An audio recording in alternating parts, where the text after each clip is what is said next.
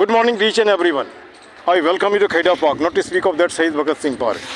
And I have to just make a sort of a strolling, not to speak of strolling every day area earmarked and it is to be cleaned. And I take the opinion of all the persons, generation young, generation old, generation mediocre, generation uneducated, generation educated. अब चलो मैं तुम लोगों से एकदम खुल्लम खुल्ला बात करता हूँ. सबसे पहले अपना नाम बताओ भाई. गौतम. गौतम ऋषि के बारे में जानते होगे. Gautam. Gautam what does it mean? Something excellent. Yours? Huh? Dushyant. Dushyant has got a novel. You don't see. Must have read. Actually, it is the name of a king we can see here. Yes. But no problem. अब यहाँ से शुरू करते हैं. सबसे पहले ज़िंदगी में क्या बनना चाहते हो? जैसे बताया जज, ठीक है. और तुम्हारा? Merchant navy officer. जज बनते हो, तुम्हें नहीं लगता करोड़ों पे केसेस पेंडिंग पड़ा हुआ है. इस पेंडिंग केस को कैसे पेंडिंग जो केस पड़े हैं उसको जल्दी से कैसे निपटाया जाए? उसको निपटाने के लिए पहली बात तो एडमिनिस्ट्रेटिव सिस्टम क्लीन होना चाहिए. ठीक. दूसरी बात कि लोगों को उनको भी सतर्क होना पड़ेगा. ठीक. और इन सब चीज़ों पे हमें वर्क करना पड़ेगा as per the new generation. अच्छा, एक स्पीच में मैंने सुना था किसी आदमी को कहते हुए, अदालत का मतलब होता है आओ दो आदत लगाओ. ध्यान से सुनो, आओ दो आदत लगाओ. फीस डेट एंड डेट है ना, and no sort of justification. क्या लगता है तुम्हारे टाइम में भी ऐसा होना चाहिए? नहीं. अगर ऐसा होता रहा तो केस पेंडिंग ही रहेगा. हाँ, कभी आदमी ऐसा होता है कि बेचारा 84-85 का हो गया और कभी कभी उसका रिजल्ट भी नहीं आता, बेचारा मर जाता है. तो सिस्टम में कहीं ना गड़बड़ भी है. कहने का मतलब है इसको ठीक करना है. पैसे कमाओ, कोई नहीं कह रहा है. पैसे कमाने का मतलब इतने थोड़ी होता किसी का घर बिक्री करवा दो, ये नहीं होता है ना. चलो, मैं उम्मीद करता हूँ कि तुम अच्छा जज बनोगे, है ना. तुम मर्चेंट नेवी में जाना चाहते हो तो हमारे घर में भी कुछ मर्चेंट नेवी है. एक तुम्हारा चचेरा भाई है, चीफ इंजीनियर है, ठीक है. तो उनकी लाइफ थोड़ी सी हार्ड होती है. हार्ड ये होती है कि जो चीफ इंजीनियर है या कह सकते हो कैप्टन है, उनको तो अपनी फैमिली रखने का इजाज़त है.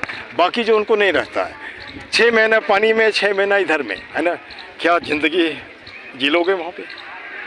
अब देश की सेवा हो रही है, एक हिसाब से तो हाँ. ठीक. मर्चेंट नेवी में अच्छा, एक सवाल ये उठता है, वहाँ 10 साल अगर तुमने नौकरी कर लिया, जितने पैसे मिल जाते हैं पूरी ज़िंदगी काम करने की जरूरत नहीं पड़ेगी. क्या ठीक लग रहा है ना? जैसे मैंने देखा, जो हमने एक्सपीरियंस किया, और मैं कुछ ब्लफ नहीं कर रहा हूँ, मैं जो देखता हूँ घर में भी. जैसे हमारी लड़की की शादी करनी थी, लड़का कैप्टन था, 20 लाख रुपया कमाता था, है ना. 20 लाख रुपया होगा लेकिन लाइफ तो नहीं होगा. हाँ, बच्चे यहाँ होंगे, वो उधर देखेगा पास समुद्र में क्या है. नहीं, मैं तुमको डिस्करेज नहीं कर रहा हूँ. हर आदमी की अपनी चॉइस होती है. मैं भी आर्मी ज्वाइन करना चाहता था, लेकिन वेट हमारा 45 kg था, 60 kg होना चाहिए था, और बन गया मास्टर, है ना. मास्टर बन गया. लेकिन इतनी बात है कि जितने प्रोफेशन है सब में हमारे बच्चे हैं, बट आम एवरीथिंग इज नॉट सर. ठीक. अब यहाँ पे थोड़ा सा और बातें, कुछ बात. न्यू एजुकेशन सिस्टम अभी जो लागू हुआ है, उससे तुम लोगों को कितना फ़ायदा और कितना नुकसान होगा बताओ. जैसे मान लो आर्ट्स पढ़ने वाला भी चाहेगा तो मेडिसिन पढ़ सकता है, साइंस पढ़ने वाला भी चाहेगा तो इसमें आ सकता है. तो अब यहाँ जैसे विदेशों में है ना, मर्जी वाले. जैसे कि जॉन किट्स को ले लो. जॉन किट्स पोइट था लेकिन उसने मेडिसिन भी पढ़ा था, है ना. तो ये तो अपनी अपनी बात की बात है. तो जैसे मान लो जो लड़के कभी ने साइंस नहीं पढ़ा, वो ABC साइंस का नहीं जानता, बाद में मन में होगा हमको साइंस पढ़ेंगे, मैथमेटिक्स पढ़ेंगे. ये सही है? ये टाइम किलिंग है. एज पर द इंटरेस्ट की बात होती है. अगर तुमको उस चीज़ में इंटरेस्ट है, हाँ, वेरी गुड, तो तुम उसको कर भी सकते हो. और हाँ, बाकी ये हेल्पफुल भी है. हाँ, क्योंकि अगर किसी पर्सन को आर्ट्स या फिर साइंस समझ नहीं आ रही है, तो वो कॉमर्स भी उसके पास एक ऑप्शन रहा है कि वो कर सकता है उसमें भी. और अगर कॉमर्स समझ नहीं आ रही तो science. There are many option in which you can choose your life. Let us speak partly English, partly Hindi, so that you can know how to speak this much of thing. Will you listen to? Where you just halt, I will just make you to be realistic about like that. Now the question here is that time teaches everything. Yes. Time is the best teacher. We don't share. Many times you see it over there, a person throughout first class, but he's mad. In my family, I see he's the master degree in political science, gold medalist, but he does nothing at all. He sits at home, you can say. Because of the region, nobody was there to guide him. He did not share. Or the person belonging to downtrodden class, he did not share. They are really, you can say, they are looked down upon, you can say, just kept aside like that. So now the question here is that in that case, suppose if you are there, maybe you are made chief minister or prime minister of the country for a day, what would you like to do? Would you like to do like Anil Kumar? Anil Kapoor, not Anil Kumar, Anil Kapoor or something else like that. Similarly like this. Similarly. But what about your individual opinion? This is the opinion of not Anil Kapoor, it is the opinion of some writer. Writer wrote the script and the script was actually executed like that. As per my opinion, I will try to improve the administrative system very good. just for one day, but हाँ या. if one day, then it will be more than a year, and after some time it will recover. Administrative will keep changing. If I will try, then some other Okay. always try. Self help is the best help, है ना. If everybody rectifies, certainly entire world will be rectified like that. अब चलो तुमसे भी पूछ ले रहा है. You are willing to join this mature thing. You must have known about pirate of Somalia. मतलब समुद्री डाकू, है ना. At the interval, they are actually attacking at the sea and looting everything we can see here. Right now, Indian Navy has come and just make them to be captured, and after that put them behind the wall. And this type of thing if happens, what is the reason behind it? जैसे मान लो हमारे समाज में डाकू भी हैं, संत भी हैं, सब कुछ है. ये डाकू क्यों बनते हैं? Lack of education. Lack of, but all the uneducated person doesn't turn out to be डाकू, doesn't turn out to be just you can say it as a robber like that. कहने का तात्पर्य ये कि सारे अनपढ़ लोग तो डाकू नहीं बनते हैं. अब सारे अनपढ़ नहीं बनते, पर किसी किसी की फाइनेंशियल प्रॉब्लम्स होती हैं या फिर चलो किसी को मजबूरी में एकदम सही आ रहे हो, है ना. जैसे छवि राम को देख लो, है ना, या फिर कैसे तो फूलन देवी वगैरह को देख लो, है ना. तो खैर कोई बात नहीं. चलो यहाँ पे मैं ये कहना चाह रहा हूँ कि let us speak our mind. हम सोचते क्या है, कभी मौका नहीं मिलेगा तो नहीं होगा. अब थोड़ा सा एग्जाम्पल ले लो. मैं दिल्ली में, तुम्हारे दिल्ली में बहुत ज़्यादा दिन से नहीं, तुम्हारा दिल्ली ना, सबका दिल्ली. टीवी में बोलते हैं दिल्ली दिल वालों का, लेकिन मुझे तो यार एक भी दिल वाला नहीं मिला है ना. दिल वाला का मतलब होता है बात तो करो, कम से कोई कुछ मांग तो नहीं रहे, कम से कम तुमने बात तो किया. और मैं आलतू फालतू तो नहीं पूछ रहा हूँ, है ना. अगर पूछ भी रहा हूँ तो वो कुछ न कुछ तुम्हें मदद करेगा, है ना. कल को कहीं भी इंटरव्यू देने जाओगे तो कम से कम ये भी तो तुम्हारा हेल्प करेगा. कोई खड़ूस मास्टर हमको पकड़ के पूछ रहा था, है ना. अब यहाँ पे जैसे मान लो तुम्हारे पेरेंट्स क्या करते हैं. हमारे पेरेंट्स होते वो भी अपने इस बात के बारे में ओपिनियन देते. Very good. अच्छा तुम्हारा, अब जैसे 2 दिन पहले हमने 2 बच्चे को देखा, इतना छोटा है, स्मोक करते हैं, उसको पकड़ा है. पकड़ने के बाद पहले समझाया, क्यों तुम मरना चाहते हो क्या? हाँ मरना चाहते हैं. क्यों मरना चाहते हो? तो मुझे पास मोबाइल नहीं है. अरे मोबाइल नहीं है इसका मतलब मरना चाहोगे, है ना. तो ये जो जनरेशन हमको, जिसको मैं अननेसेसरी स्पार्क में नशा चढ़ा रहा हूँ, वो तो हमारे समाज के लिए कोड होगा. कोड ही नहीं होगा, हमारे समाज के लिए बर्डन होगा. और जब बर्डन होगा तो हम लोग कमाएंगे, उसको देना पड़ेगा, है ना. इस विषय में तुम्हारा क्या ओपिनियन है?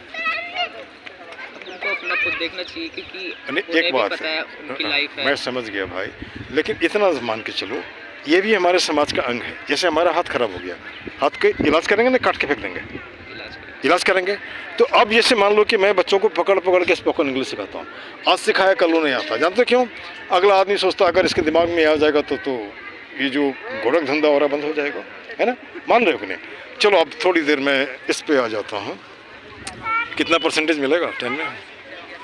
अब ये तो बोलो मुश्किल है सर बोलो. About 80%. 80%. Yours 80 above. 80 अबव. मतलब this means you are up to the level, है ना. नहीं, अब यहाँ पे जैसे कि मान लो हमारे टाइम में क्या होता था कि एग्जाम दे करके बच्चा निकला तो बता देता था हमको इतना नंबर मिलेगा. उसमें 5 नंबर इधर होगा, इधर होगा. और एक जनरल सवाल पूछते हैं. जैसे मान लो कि CBSE में जो मैथ का चैप्टर होता है, जो भी चैप्टर होता है, जैसे हम लोग के टाइम में होता है, अगर फैक्टर पढ़ाया तो 1 पढ़ाया तो 10 उस तरह का होता था, ताकि प्रैक्टिस हो जाता था. अभी CBSE का हर चैप्टर को तुम देखोगे, एक जो सम से अलग, दूसरा सम से अलग, तीसरा सम से अलग, लाइक दैट.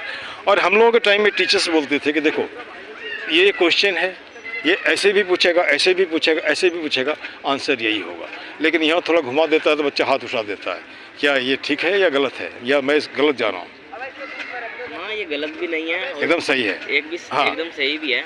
और एक पैरोट टीचिंग और कंसेप्ट टीचिंग, दोनों में क्या फ़र्क बताओगे? पैरोट टीचिंग मैंने याद कर रहे हैं, a+b whole square equal to a² + 2b + b². और दूसरा होता है कि हमने समझ लिया, उसको याद करने की ज़रूरत नहीं है. ये समझ लेते हैं तो याद करने की जरूरत नहीं पड़ती. हाँ, अगर कंसेप्ट समझ आएगा अच्छे से, अगर दिमाग में आपके बैठ जाएगा तो याद करने की जरूरत नहीं पड़ेगी. जैसे हमारा सीधा हिसाब है, मैं माथा में फोड़ करके तुम्हारे कंसेप्ट तो घुसा दूंगा, लिखना नहीं लिखना तुम्हारी बात है ना, चाहे कितना भी गधा कुछ हो. अब यहाँ बच्चे क्लास में 2 तरह के होते हैं. एक होते हैं प्रॉब्लम चाइल्ड और एक सुंदर से. प्रॉब्लम चाइल्ड जानते हो किसको बोलते हैं? ज़्यादा तेज़ है या गधा है ना. वो क्या करता है, ज़्यादा तेज़ समझ लिया तो टेबल को ऐसे करेगा, और जो कम है वो उसको ध्यान ही नहीं होगा. एक घटना मैं अपने लाइफ से बता रहा हूँ. एक लड़का था, नाम मुझे स्पष्ट नहीं याद है, 12th साइंस में पढ़ता था. जब पढ़ के निकला, सर एक्सक्यूज़ मी, हमने क्या, कुछ भी समझ में नहीं आया. एक दिन रोज़ करता है. तो फिर हमने साइंस वाले को पूछा, एक बात मुझे बता, जो उसको इंग्लिश समझ में नहीं आता है, तो बाकी तुम्हारा साइंस कैसे समझता है? जानते हो, बोला सर सब क्लास में वैसा है, एक साल उसने कंपार्ट किया लेकिन दूसरे साल वो इंजीनियरिंग में क्वालिफाई किया, अभी कहीं एक्सचेंज है ना। तो इसलिए नहीं जानते तो पूछने में क्या हर्ज है, पूछो, है ना। लगे रहो तब तक जब तक कि मंजिल नहीं मिल जाती है, और हिम्मत नहीं हारना। दूसरी बात, तुम्हें जहाँ जाना है पहले से डिस्टेंस है, तुम्हें वो खोजना पड़ेगा। क्या नहीं लग रहा है? अब पार्क के विषय में थोड़ा बता दो। मैं तुम्हारे पार्क में पिछले 7 महीने से रोज़ ही सफाई करता हूँ, अगर देखते होंगे तो, है ना। और मैं चाहता हूँ इस मिशन में तुम भी जुड़ो, इसलिए जुड़ो, ज़्यादा नहीं। संडे में वो प्लास्टिक ये लो, एक लड़के ने हमसे पूछा सर आप पढ़ाते हो उसका फीस लोगे? हमने हाँ लेंगे, कुछ नहीं, 2 प्लास्टिक उठा लो ना उससे, सर से, दिस इज द फीस, बस, और क्या फीस लेंगे, है ना। तो यहाँ पे पार्क के विषय में कुछ बताओगे पहले और अभी के विषय में? अभी 7 महीना पहले तो इतना तो कूड़ा था, मुझे याद है दीवार की तरफ। अभी कुछ दिक्कत दिख रहा है अलग अलग? और आज देखो नया डिस्क्रिप्शन है, वहाँ पे कुछ दीवार में लिख रहा है तो हाँ नहीं, तो कोई बात नहीं, जिस तरह से हो बढ़िया हो, लेकिन पेंटिंग बनने से नहीं होगा, उसको बिगाड़ो नहीं, है ना। सफाई तो रोज़ में करता हूँ लेकिन फिर भी गंदा कर देते हैं, है ना। अब चलो ज़्यादा पूछ लिया तो लेकिन अब थोड़ा हमारा टैग लाइन इसको बोलो तुम। एक ही मुद्दा एक ही नारा, एक ही मुद्दा एक ही नारा, पार्क सुंदर हो हमारा। पार्क सुंदर हो। गलत तो नहीं? नहीं नहीं। कुछ मिनटों का श्रमदान, कुछ मिनटों का श्रमदान कुछ मिनटों का श्रमदान ला सकता है पार्क में मुस्कान। ला सकता है पार्क में। तुम्हारा 2 मिनट पार्क को सुंदर बना सकता है। तीसरा, हाथ जोड़ करता प्रणाम, हाथ जोड़ कर प्रणाम, मत बनाओ पार्क को कूड़ादान। मत बनाओ पार्क को कूड़ा। ये भी गलत है? नहीं ना है। और हाथ जोड़ करता नमस्कार, हाथ जोड़ करता नमस्कार, मत लाओ पार्क में अंधकार। मत लाओ पार्क। इसका मतलब समझते हो? अंधकार का मतलब वैसे लोग जो पार्टी पॉलिटिक्स करते हैं बंद करो, वैसे लोग कुत्ता कर लेकर आते हैं गंदा करना बंद करो, वैसे जो पूजा करते हैं जहाँ तहाँ फेंकते हैं वो बंद करो, वैसे बच्चे वैसे लोग जो बच्चों को सिगरेट बीड़ी देते हैं वो भी बंद करो, है ना। यही हमारा। अब थोड़ा एक लाइन और जोड़ देते, एकदम जरूरी है। सब व्यसनों का एक ही जड़, सब व्यसनों का एक ही जड़, खुद को रखना जाहिल अनपढ़। पढ़ लिख लिया तो कोई ठगेगा नहीं ना जी। अब थोड़ा पार्क से बाहर आते हैं। सब देशों से न्यारा है भारत देश हमारा है। लेकिन 2 लाइन में यहाँ और भी जोड़ दे रहा हूँ, इकबाल को ले रहा हूँ यहाँ पे। सारे जहाँ से अच्छा हिंदुस्तान हवा, बोलते हैं ना। तो तुम्हें नहीं लगता है कि तुम ज़्यादा बोल रहे हो? क्या बाकी दुनिया का जहाँ का देश अच्छा नहीं है क्या? नहीं, मेरी बात ये तो इमोशन है। और वही नाना पाटेकर बोलता है, जहाँ 100 में 99 लोग बेईमान हैं फिर भी कहते हैं भारत महान है। ये मैं नहीं बोल रहा, डायलॉग है एक फिल्म का, है ना, तुमने भी सुना होगा। चलो इन्हीं शब्दों के साथ उम्मीद करता हूँ कि तुम अपनी ज़िंदगी में और आगे बढ़ो, है ना। और मैं पेशे से होम्योपैथी डॉक्टर भी हूँ, ज़रूरत होता तो मेरे सर्विस ले सकते हो। कहने का मतलब है